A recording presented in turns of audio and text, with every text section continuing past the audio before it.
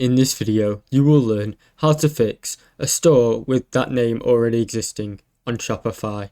If you encounter a store with that name already existing error on Shopify when you're trying to create a new store, it means that the store name you have chosen is already being used by another account.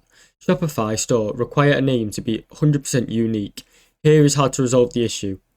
Modify your chosen name slightly by adding a words, symbols, or just a number at the end. For example, if you wanted fresh flowers, try adding shop or store to the name.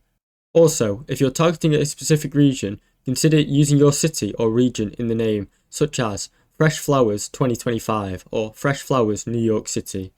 Your initials can be used to shorten the name to make it unique.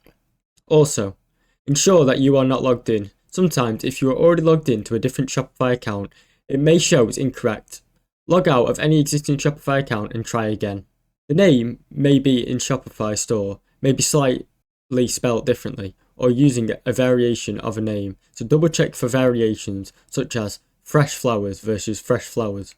If it's still not working, contact Shopify support and they can further assist you with this problem. Thanks for watching. Don't forget to like and subscribe.